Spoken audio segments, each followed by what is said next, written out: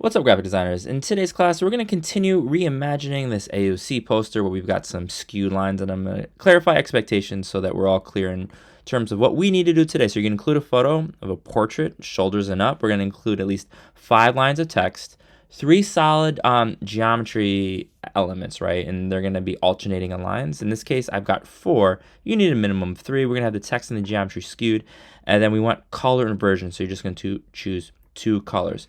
So here's some of the other big ideas from our last class. If you click the bottom layer and then hold shift and click the top layer, here are some things you can do. Well, if you click edit and then transform, skew, right, we can skew this. And I'm just going to click and drag the right side. And I notice here I'm skewing it 52 degrees.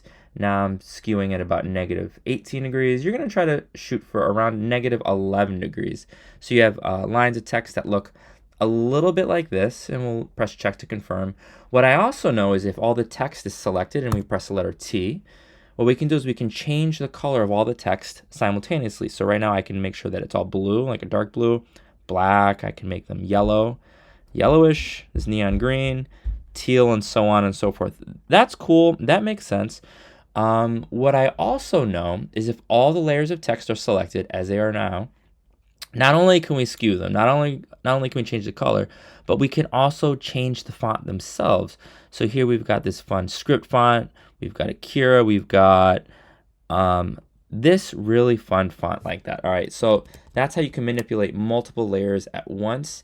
And with that in mind, let's take a look at some of your submissions from our last class, and we'll start off with Ernest. All right, Ernest, thank you so much for submitting a draft. You've got 4 elements of geometry. We're going to want to make sure that they're skewed together to earn full credit. Well done. Thank you so much. And actually, you don't need, I might have like merged is and a on a single line, so every day is a good day. Having the A just sort of floating there looks a little peculiar, Jaylani. I really like your color scheme. We're going to include a few more elements to make sure that it adheres to the expectations set forth in the rubric.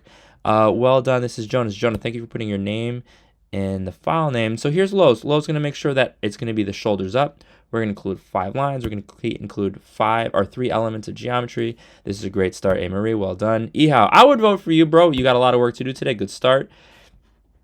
And let's keep it moving.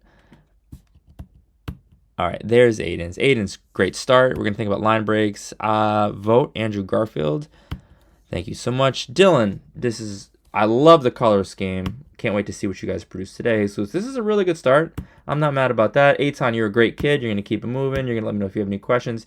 Zichi, great start. I love it. Lindina, make sure that it's left aligned.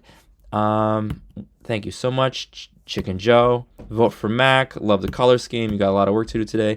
And shout out to Farzana who did this at home. I love this. But for Ernest and for Farzana and a lot of you guys, you're going to make sure that you go to defont.com and you're going to download a fun font. That's going to increase the quality of your work.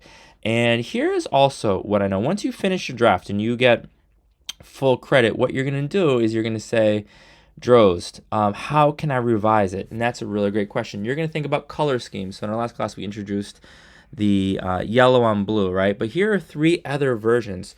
So you're going to do the same thing. So what you're going to do is you're going to find a color, and actually here is another example of another sort of color scheme that you guys can choose from. You're going to ideally produce maybe 2 or 3 different examples. You're going to use the color picker. You're going to make sure you select multiple layers at the same time. We're going to skew appropriately. Let me know if you guys have any questions. Good luck.